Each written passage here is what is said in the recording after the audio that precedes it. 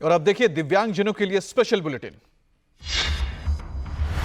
Israeli सेना के हमले में हिजबुल्लाह चीफ हसन नसरल्लाह के मारे जाने के बाद जहां अमेरिकी राष्ट्रपति जो बाइडेन ने इसे पीड़ितों को इंसाफ मिलने वाला कदम बताया, तो जम्मू कश्मीर में इसका विरोध हो रहा है।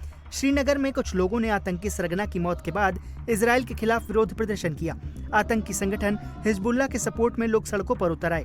बच्चों समेत बड़ी संख्या में लोगों ने इकट्ठा होकर इजरायल के खिलाफ नारेबाजी की। वहीं पीडीपी प्रमुख महबूबा मुफ्ती भी आतंकी चीफ नसरल्लाह की मौत पर दुखी हो गयी।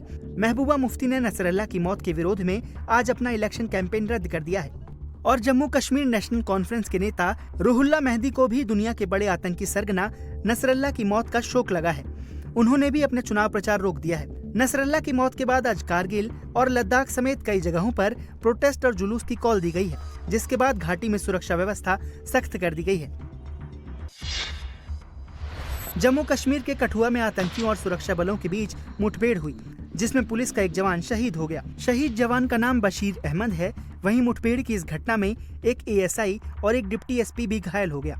बताया जा रहा है कि कठुआ के बिलावर इलाके में हथियारों के साथ संदिग्धों के दिखने की सूचना मिली थी, जिसके बाद सेना के जवानों ने सर्च ऑपरेशन चलाया। इस दौरान आतंकियों ने जवानों पर फायरिंग शुरू कर दी और फिर मुठभेड़ शुरू हो गई।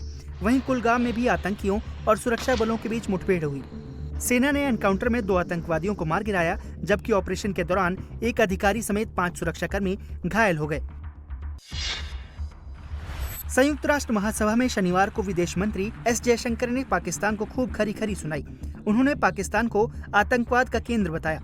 विदेश मंत्री ने कहा कि भारत पाकिस्तान के बीच जमीन का मुद्दा केवल वही है जो कि उसने कब्जा करके रखा है। अपने बयान से विदेश मंत्री ने एक बार फिर इशारों में पीओके का जिक्र किया। एस जयशंकर ने कहा, पाकिस्तान की सीमा पार आतंकवाद की नीति कभी सफल नहीं होगी और उसे सजा से बचने की भी कोई उम्मीद नहीं करनी चाहिए। पाकिस्तान के प्रधानमंत्री शहबाज शरीफ ने यूएनजीए में कश्मीर का मुद्दा उठाया था, जिसके बाद एस जयशंकर ने पाकिस्तान को 2 टूक जवाब दिया। जम्मू कश्मीर के तीसरे और आखिरी चरण में होने वाले मतदान के लिए आज शाम को चुनाव प्रचार थम जाएगा। तीसरे और अंतिम चरण में 40 विधानसभा सीटों पर वोटिंग होगी, जिसमें 26 सीटें जम्मू और 14 सीटें कश्मीर रीजन की हैं। आखिरी चुनावी रण में आज कांग्रेस अध्यक्ष मल्लिकार्जुन खड़गे, बीजेपी नेता राजनाथ सिंह चुनावी रैलियों को संबोधित करेंगे। आखिरी और तीसरे चरण के लिए 1 अक्टूबर को वोट डाले जाएंगे।